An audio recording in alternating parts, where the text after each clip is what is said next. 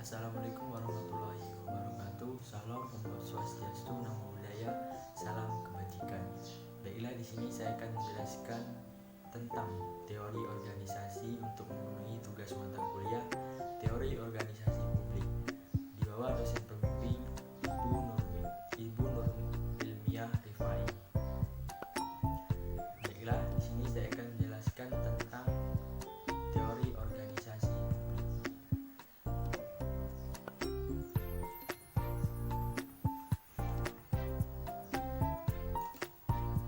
Jadi pengertian teori organisasi publik ini yang pertama, organisasi adalah sebuah proses perencanaan yang meliputi penyusunan, pengembangan, serta pemeliharaan struktur ataupun pola pekerjaan dari orang-orang di suatu kelompok.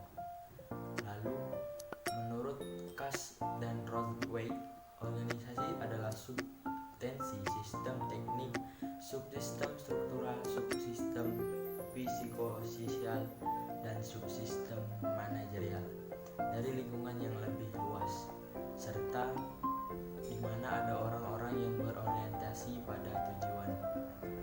Selanjutnya, menurut Cyril Sofer, organisasi adalah perserikatan orang-orang yang dimana diberi peran tertentu dalam suatu sistem dan pembagian serta pekerjaan di mana menjadi tugas menjadi bukan dalam bentuk hasil.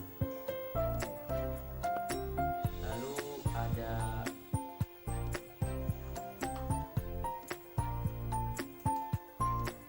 ciri-ciri organisasi. Ciri-ciri organisasi ini yang pertama, lembaga sosial dengan berbagai pola interaksi. Lalu yang kedua, instrumen sosial yang punya batasan.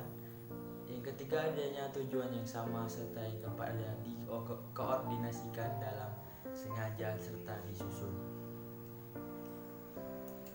Lalu teori organisasi ini mempunyai dua pengertian. Yang pertama, teori organisasi merupakan teori organisasi yang mempelajari kinerja sebuah organisasi.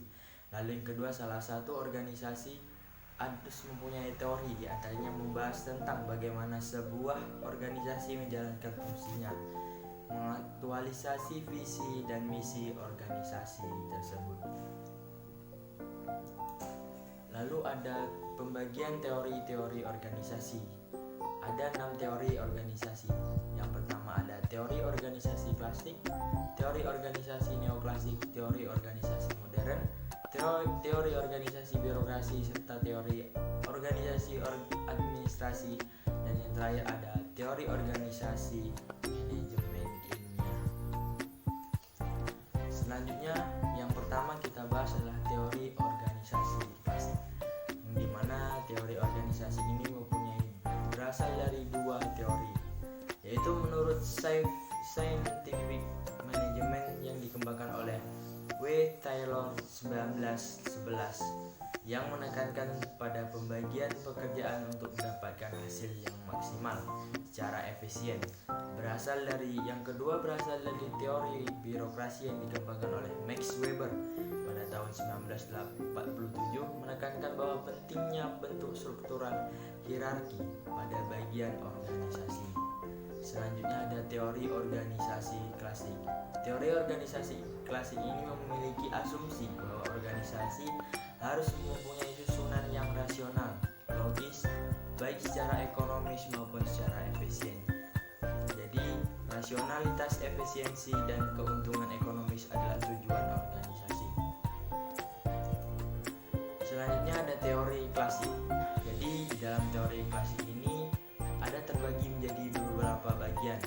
Teori ini juga berkembang dalam 3 aliran yang dibangun atas dasar anggapan-anggapan yang akan mempunyai efek yang sama. Yang pertama ada 1. Teori organisasi klasik birokrasi yang dikembangkan dari segi ilmu sosiologi. Lalu yang kedua ada teori klasik administrasi, langsung dipraktekkan secara manajemen dan memusatkan aspek makro sebuah organisasi. Lalu ada teori klasik manajemen ilmiah yang langsung dari praktek manajemen memutuskan aspek mikro sebuah organisasi. Lalu ada teori birokrasi. Teori birokrasi ini dikemukakan oleh Max Weber dalam buku The Protestant Ethics and Spirit of Capitalism, dan The Theory of Social and Economic Organization. Max Weber menggambarkan tipe organisasi atau birokrasi ideal dalam nada positif, membuatnya lebih bergantung pada organisasi rasional dan efisien daripada alternatif yang terdapat pada sebelumnya, yang dikarakteristikan sebagai dominasi domestik, karismatik, dan tradisional. Lalu ada teori administratif. Teori administratif ini dikembangkan oleh Hein Fayol, Lende Ulrich dari Eropa, dan James de Monnet Riley dari Amerika. Henry Fayol tahun 1841 sampai 1925 merupakan seorang industrialis asal Prancis. Pada tahun 1916 menulis sebuah buku Administration Industrielle et Générale. Lalu teori administratif menurut Fayol. Jadi menurut Fayol ini mempunyai 3 kegiatan atau beberapa kegiatan administratif dapat dipecahkan secara fungsional dalam 5 fungsi. Yang pertama ada planning, yang kedua ada control, yang kedua ada organizing, yang keempat ada coordination, yang kelima ada command. Jadi di dalam teori organisasi administratif ini ada mempunyai kaidah manajemen. Jadi kaidah manajemen menurut Fayol adalah menjadi bagian dasar administratif. Yang pertama ada pembagian kerja, wewenang dan tanggung jawab, disiplin, kesatuan pemerintah, kesatuan pengarah, mendahulukan kepentingan umum, balas jasa, sentralisasi, rantai skala besar atau garis wewenang, aturan, keadilan, keselenggaraan, personalia, inisiatif, dan semangat korps. Selanjutnya ada teori manajemen ilmiah.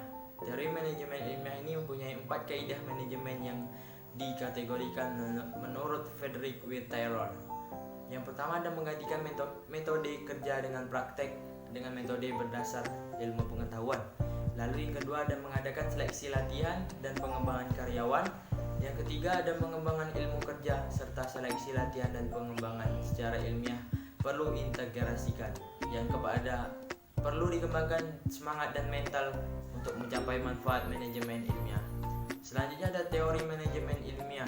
Menurut Taylor memperkenalkan beberapa prinsip dasar dari konsep manajemen yang dalam manajemen ilmiah 1911.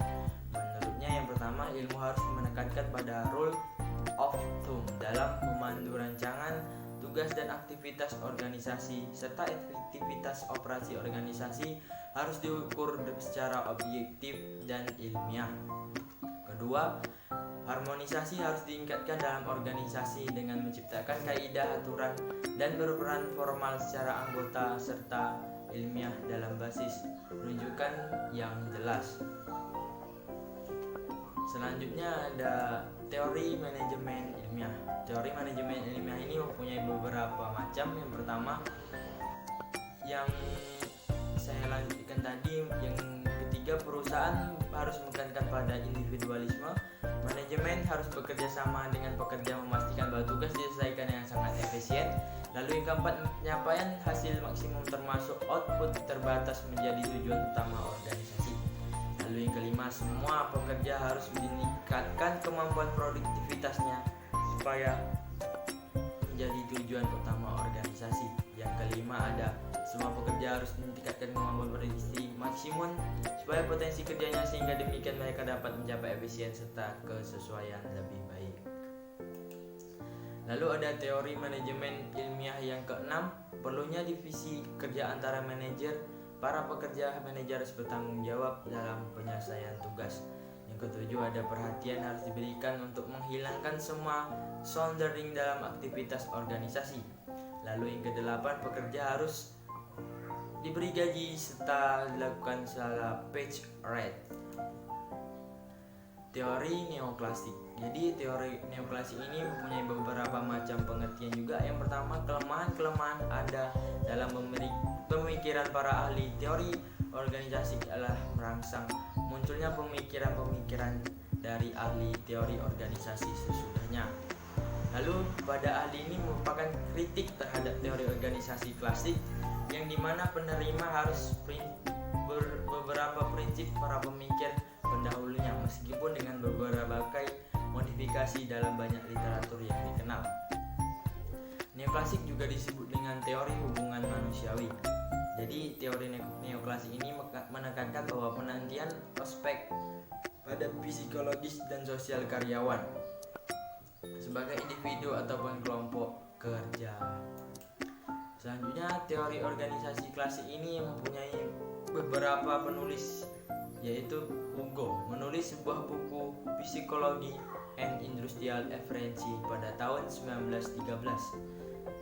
Lalu percobaannya dilakukan Elton Mayo menyimpulkan bahwa pentingnya memperlihatkan insentif upah yang dikejar karyawan adalah faktor pentingnya peningkatan produktivitas.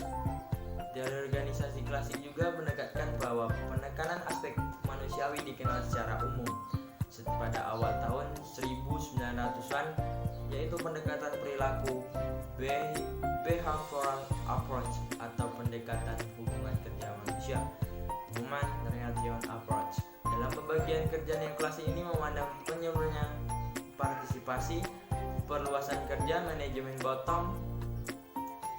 Lalu teori organisasi neoklasik mempunyai beberapa perkembangan. Yang pertama, teori kewenangan yang dicetuskan oleh Charles Barnard. Lalu yang kedua ada teori hubungan manusiawi yang dicetuskan oleh Elton Mayo. Lalu yang ketiga ada teori fusi yang dicetuskan oleh Bako Argeish. Lalu yang keempat ada teori peneliti penyambung yang dicetuskan oleh Likert. Selanjutnya ada teori kewenangan Bester Barnard. Jadi di dalam teori kewenangan ini, kewenangan authority adalah usaha mempengaruhi bawahannya yang merupakan suatu integritas dasar, konsekuensi atau secara sukarela. Jadi Chester Barnard mencetuskan bahwa mereka mengatakan kewenangan terletak pada persetujuan yang mempunyai daya kekuatan potensial, yaitu tersebar luas, bersujud kesadaran anggota tentang tujuan bersama pada organisasi itu. Selanjutnya ada teori kewenangan menurut Chester Barnard. Barnard menyebutkan 4 syarat yang harus dipenuhi dalam seseorang menerima sebuah pesan yang bersifat otoratif. Yang pertama, orang tersebut harus memahami sifat pesan yang dimaksud. Lalu yang kedua, orang tersebut harus percaya bahwa suatu pesan tersebut tidak bertentangan dengan tujuan organisasi. Lalu yang ketiga, orang tersebut harus percaya pada saat itu memutuskan bekerja sama dalam pesan yang dimaksud dengan minatnya. Serta yang keempat ada orang tersebut harus mempunyai kemampuan fisik secara mental untuk melaksanakan pesan. Baiklah, yang terakhir ada teori organisasi modern.